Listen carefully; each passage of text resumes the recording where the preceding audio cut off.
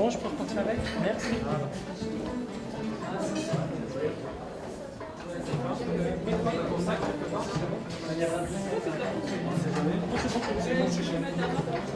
Il y avait une deuxième caisse. Voilà.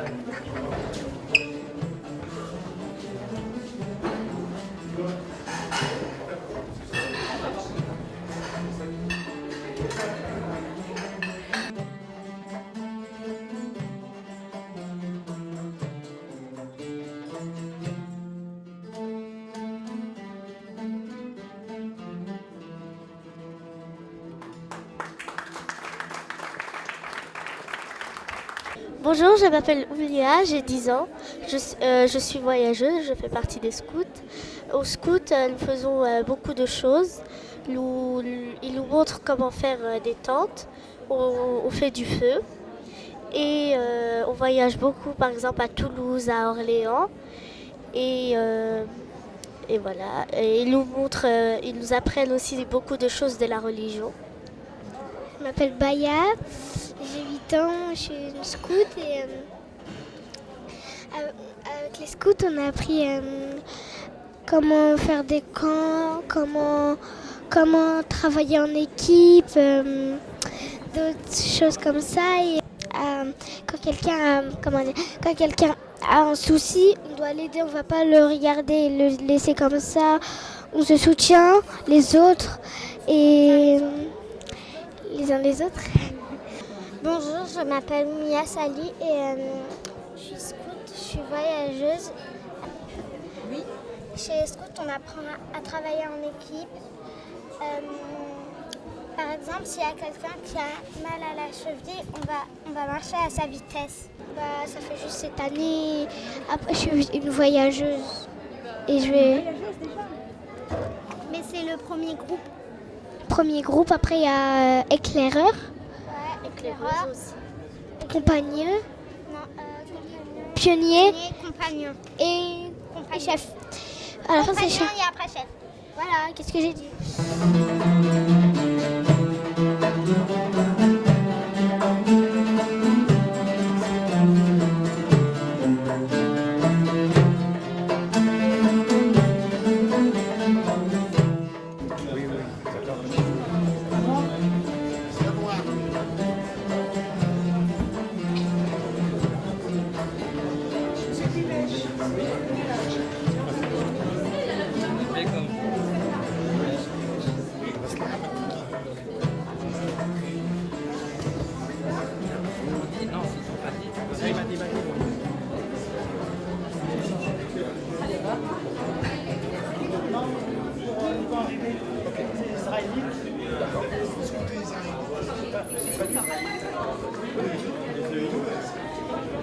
Oh, président, comment tu vas?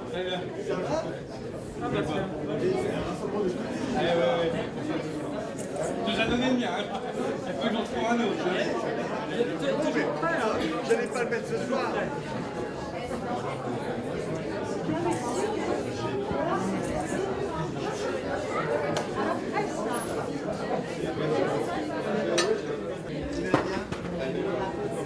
Bonsoir. S'il vous plaît, Monsieur le ministre, c'est avec beaucoup de bonheur que je vous accueille dans cette maison. Shirventunes également. Vraiment un salut à Monsieur Guedesh du CFCM, à tous nos amis qui sont là, les 5, comment vous dites, les 5 étoiles du scoutisme français. Que ce soit les scouts israélites, les catholiques, les protestants, les laïcs et bien évidemment les musulmans. Nous sommes heureux de vous accueillir. Les bouddhistes. Et les bouddhistes, j'ai oublié les bouddhistes. Vraiment, c'est merveilleux. Merveilleux de vous avoir tous ici, dans un espace on ne pensait pas qu'il y aurait autant de monde, mais c'est formidable. De toute façon, pour nous, il n'y a pas de problème, on ne compte pas. Jamais. Dans nos cultures, on ne compte pas. Donc, Monsieur le ministre, je suis très heureuse de vous accueillir dans cette maison. Je sais que vous avez souhaité venir partager cette rupture du jeûne avec des jeunes qui défendent, qui sont là pour la promotion d'un islam spirituel, libre, responsable, moderne. Tous ceux qui sont ici sont les tenants de cet islam-là et nous avons besoin de vous. Nous avons besoin de vous parce que nous savons à quel point les choses ne sont pas faciles en ce moment. Et nous avons notre mot à dire, nous essayons de le dire quand nous pouvons. Et ce soir est l'occasion peut-être pour nous de vous montrer peut-être autre chose, mais je pense que pour vous, il n'y a pas de choses qui vous étonnent. Vous êtes le ministre des Jeunes, du Sport, et donc le ministre de la France dans toutes ses composantes. Donc de l'euro. De l'euro, voilà, de l'euro également. Et de l'euro également. Donc le ministre des Jeunes, de la Jeunesse et de la France dans toutes ses composantes, quelle que soit la couleur, quelle que soit la confession. Alors vous êtes ici dans une maison qui a été voulue par Bertrand Delanoë et Daniel Vaillant, qui ont souhaité, à un moment de leur mandat, de créer cet institut et de mélanger le culte et le culturel. Et je vous assure, il y a au premier étage une salle de prière, et il y a des expositions d'art, il y a des concerts, il y a plein de choses se passent ici, des choses pour les enfants, pour les jeunes, les moins jeunes, des pièces de théâtre. Nous avons un deuxième site qui est à 100 mètres, où des concerts se passent, beaucoup de choses se passent, et cette imbrication entre le culte et la culture se passe merveilleusement bien, parce que nous considérons qu'il ne faut pas être entre nous. C'est une forme de communautarisme, que chacun reste chez soi. Et donc là, cette imbrication est une imbrication qui est réussie. Elle a été voulue par Bertrand Delanoë, et il a voulu donner du beau aux musulmans. Donc cet immeuble a été conçu en donnant du beau. Et dans le Coran, nous avons un verset qui dit « Dieu est beau et aime la beauté ». Et il doit s'en souvenir de son passage en Tunisie. C'est le respect pour nous. Et donc, vous avez vu qu'il y a ici une exposition d'art contemporain. Pourquoi l'art contemporain? Parce que les artistes contemporains disent ce que nous sommes aujourd'hui. Et nous avons des artistes qui viennent des pays d'origine. Et ces artistes des pays d'origine sont ceux qui créent des espaces d'apaisement, des espaces culturels. Ils protègent les libertés publiques, ils protègent les droits humains, et quand quelque chose ne va pas, ils sont les premiers à travers leur art, à travers leur écriture, à travers leur dessin, à travers la musique, à dire non. Et c'est une raison, c'est notre sas de sécurité. Et en tant que Paris, ville-monde, nous avons le devoir de les promouvoir, le devoir de les promouvoir et le devoir de les accueillir. C'est pour ça que l'art contemporain a une place essentielle ici. À côté d'autres choses, des conférences, de la médiation, un certain nombre de choses avec les habitants du 18e. Et je pense que comme vous connaissez Daniel Vaillant, il a dû vous parler de ce site qui lui tient beaucoup à cœur. Alors merci encore, Monsieur le Ministre, merci cher. Merci à vous tous d'être là pour partager ce moment de convivialité. Nous sommes un peu à l'espoir, mais tout va bien se passer. Hein, tout va bien se passer. Et vous aurez l'occasion, Monsieur le Ministre, de discuter avec cette belle jeunesse. Voilà, je vous en prie. Je vous souhaite encore une bienvenue. Madame, Monsieur arrivera. Je sais qu'on n'a pas d'inquiétude avec vous. Bismillah. Bon Ramadan. Merci à vous.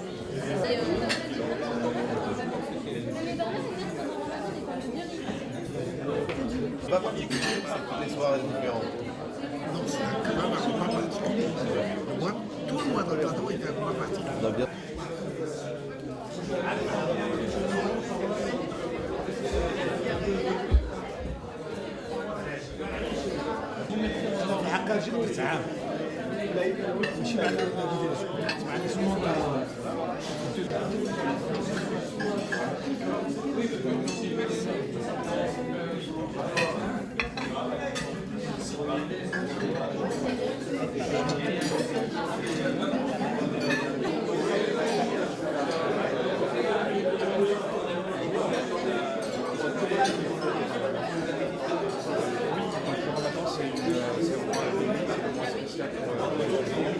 Je suis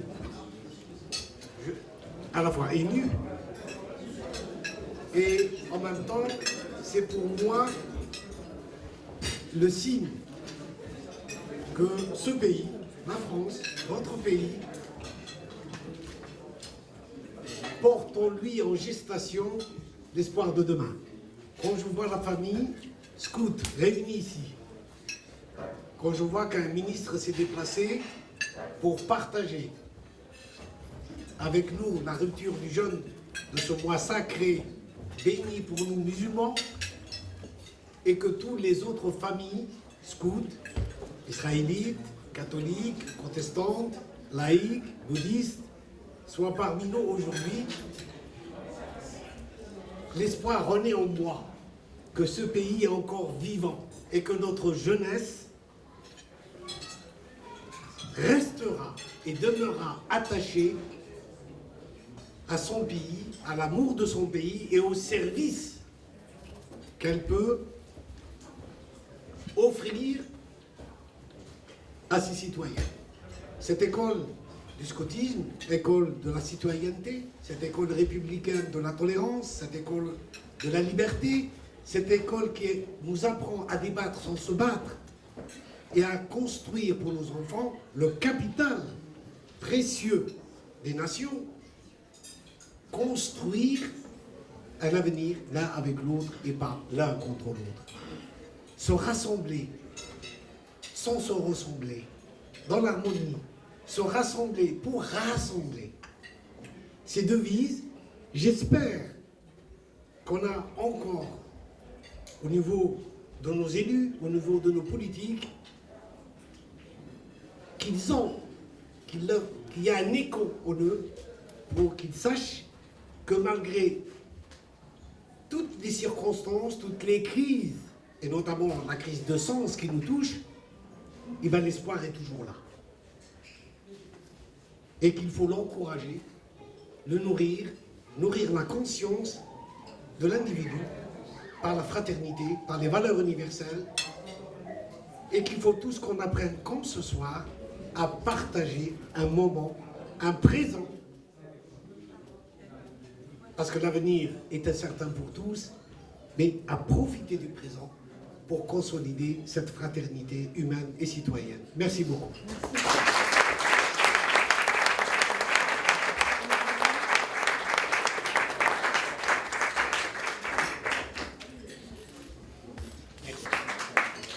Monsieur le ministre, cher Patrick, Madame la Présidente, cher Barisa, Mesdames et Messieurs, chers scouts, dans la diversité de ce que vous êtes, Monsieur le Président du CFCM, nous avons eu l'occasion de nous retrouver souvent au ministère de l'Intérieur quand il s'agissait de préparer, à travers la consultation de CFCM.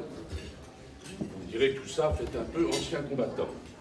Nous sommes tous des anciens combattants, et je le suis aussi dans ce quartier où j'ai grandi, qui est un quartier dédié à la fois à la citoyenneté, parce que à la Goutte d'Or, nous ne sommes pas moins citoyens qu'ailleurs, mais dans la diversité de ce que nous sommes, avec les différentes composantes de la communauté nationale, c'est-à-dire la République, la France. Oui, je suis très heureux d'avoir pu répondre avec retard, parce que j'étais dans une réunion avec le Premier ministre, je te représenterai Patrick, tout à l'heure dans le 12e arrondissement, et pour vous rejoindre avec le maire, Éric Lejoine, ça n'a pas été simple, mais enfin, nous sommes parvenus à nos fins, y compris pour rompre le jeûne avec vous.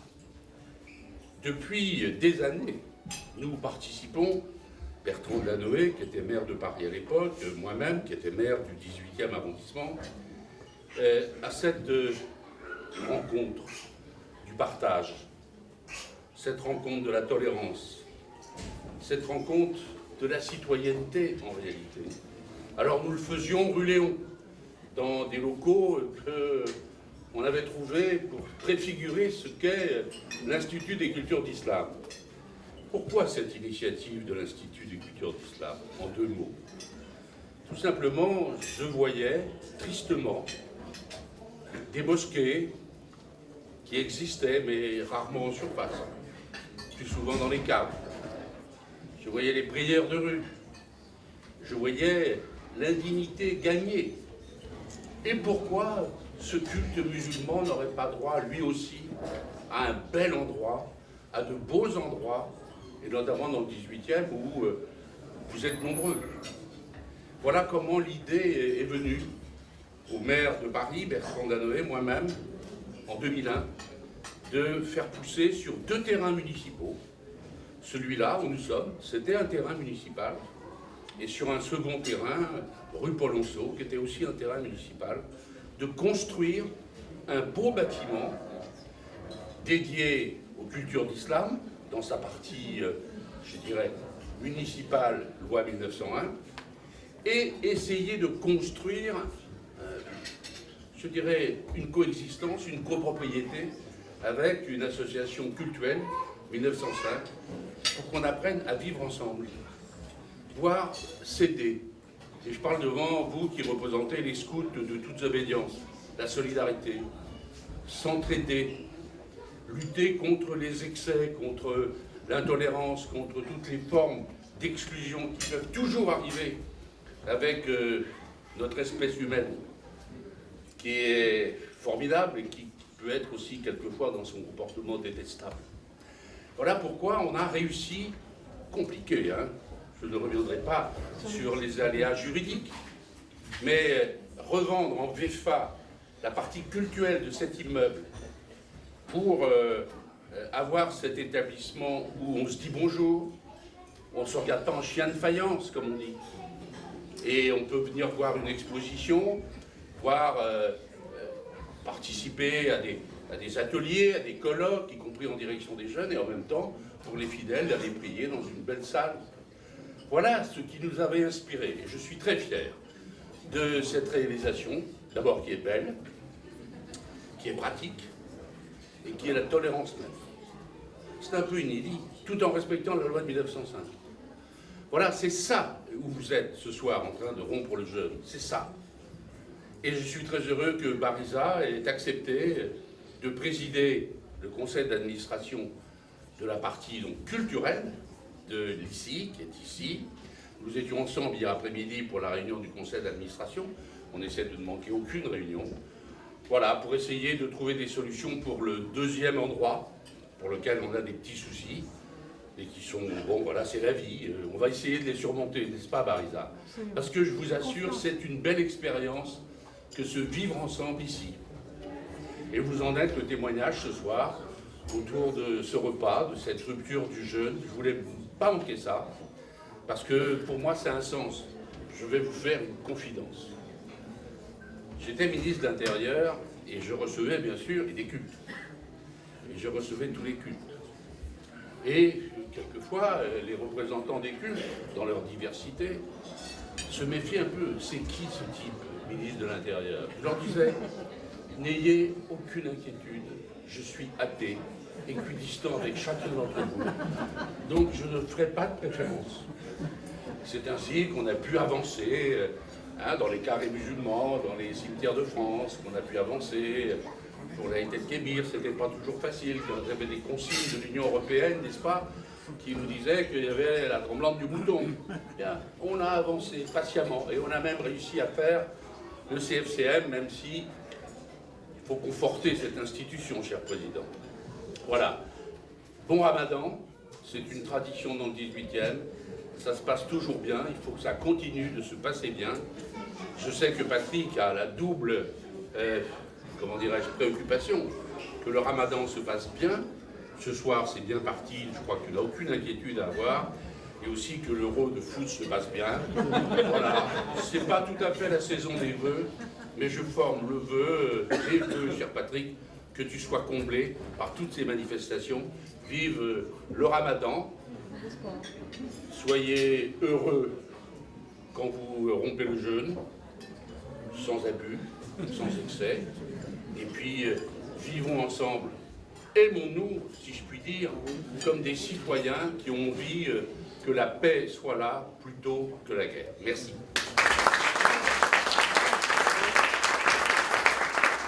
Maintenant, vous allez entendre le ministre de la Jeunesse.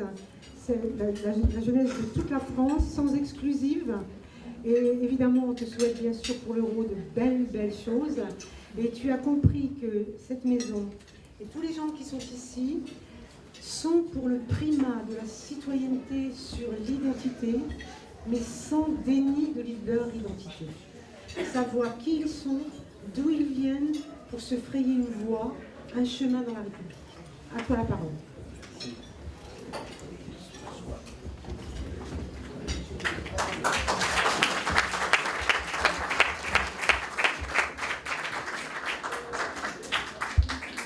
Bonsoir.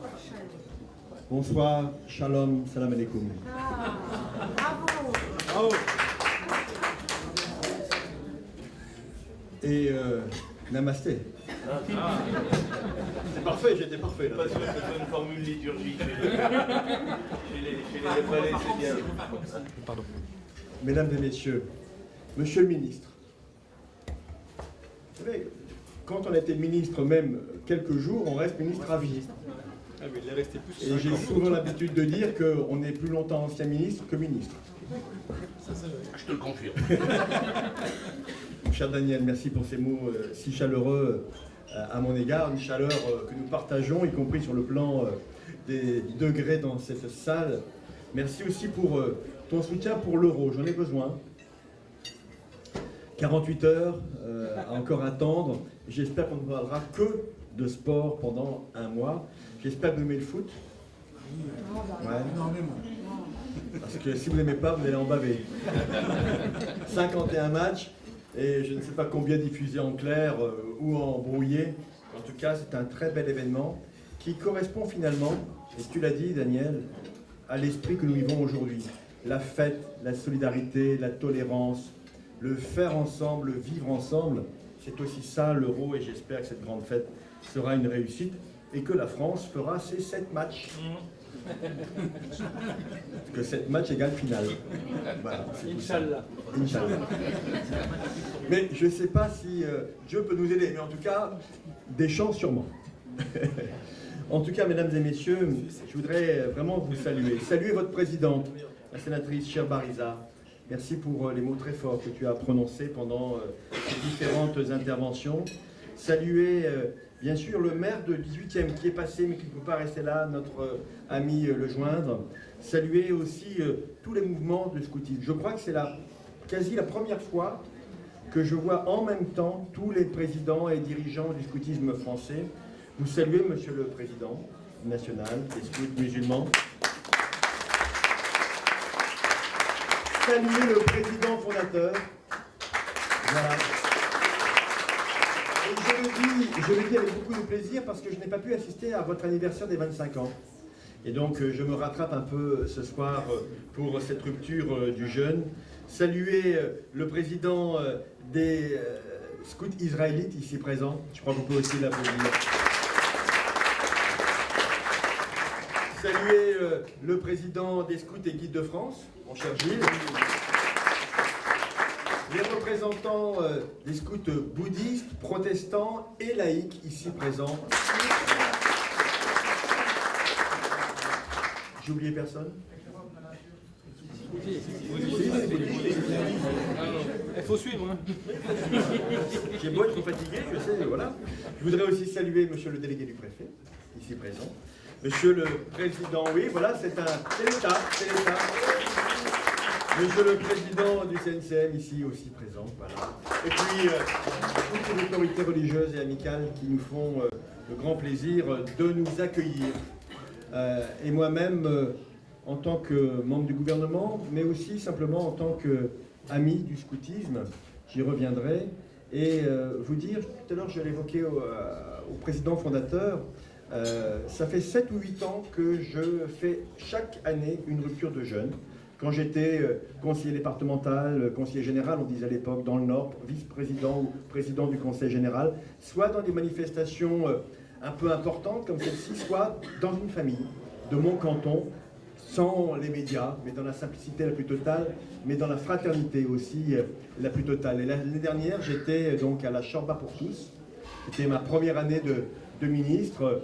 Donc première année de ministre, Shorba pour tous. Deuxième année de ministre, scout musulman. L'année prochaine... L'année prochaine, mais bon, c'est un autre débat. Nous verrons bien ce qui se passera après le mois de mai.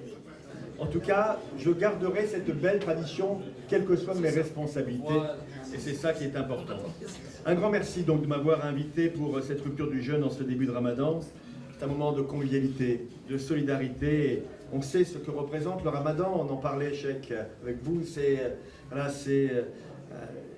un moment de spiritualité très fort. Et en même temps, une purification de l'âme, du corps, un sacrifice.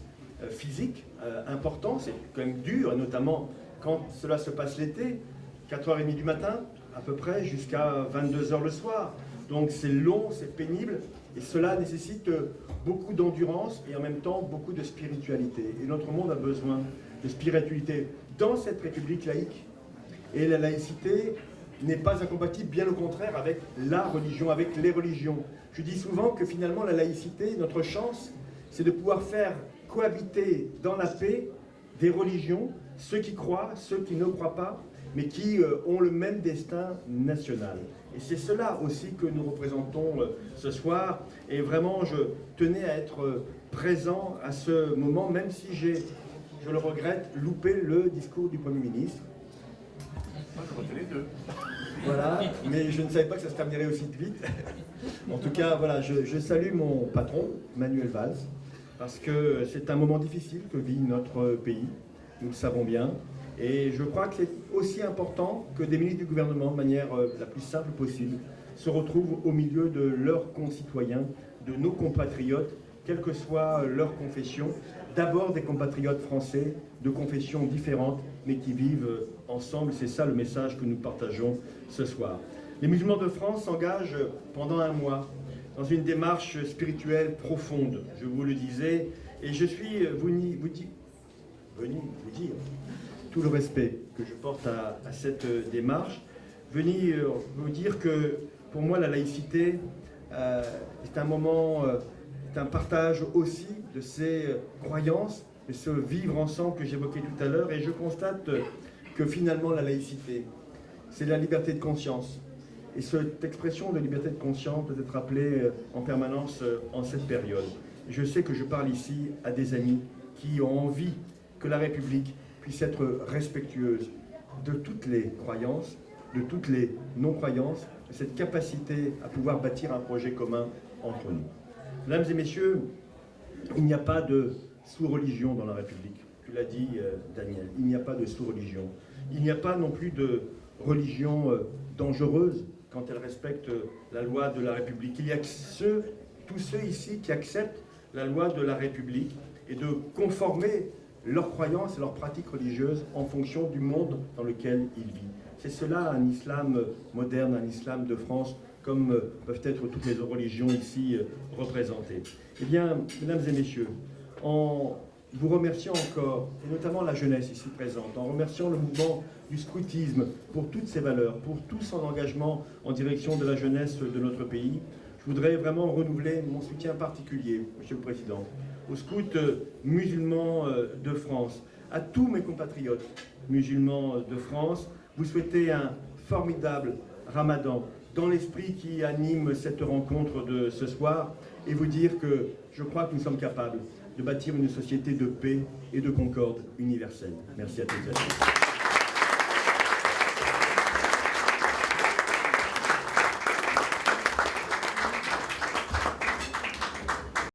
La symbolique, d'abord, c'est notre ministre de tutelle. Pour les SMF, c'est normal qu'on puisse inviter notre ministre à partager avec nous un des repas pour nous les plus sacrés du mois de Ramadan et faire en sorte que sa présence auprès de tous les jeunes scouts est une démonstration de sa préoccupation et aussi de l'aide qu'il pourra leur apporter, donc en les écoutant et en leur donnant les moyens de se réaliser. Les musulmans de France ont plus de 25 ans aujourd'hui. On a fêté le 25e anniversaire en janvier dernier, donc c'est une génération. Ceux qui sont rentrés il y a 6 ou 7 ans aujourd'hui sont des pères de famille. Ils ont des métiers, ils sont médecins, ils sont ingénieurs, ils sont même représentants locaux de municipalités ou de régions. Et le scoutisme, c'est la plus grande association de jeunes au monde. C'est 36 millions de jeunes dans le monde. Et dont 11 millions sont musulmans. Donc, c'est un ferment, l'avenir est là. Comment permettre à nos jeunes de se rencontrer, de dialoguer, de travailler ensemble et de construire un avenir là avec l'autre et pas l'un contre l'autre. Et comment leur apprendre à débattre et non se battre. On a des idées, on veut, mais c'est dans le débat. Comment passer à l'autre ce moyen de construire ensemble, d'agir ensemble et de remédier aux maux et aux défis que l'humanité rencontre aujourd'hui. Et par rapport à la violence, eh bien, il faut aujourd'hui que nos jeunes mettent au service de la société humaine leurs compétences, leur énergie et transforment leur violence en quelque chose de positif au lieu d'atteindre l'autre dans son corps ou dans son esprit ou dans sa race ou dans sa religion. Non, comment servir la société?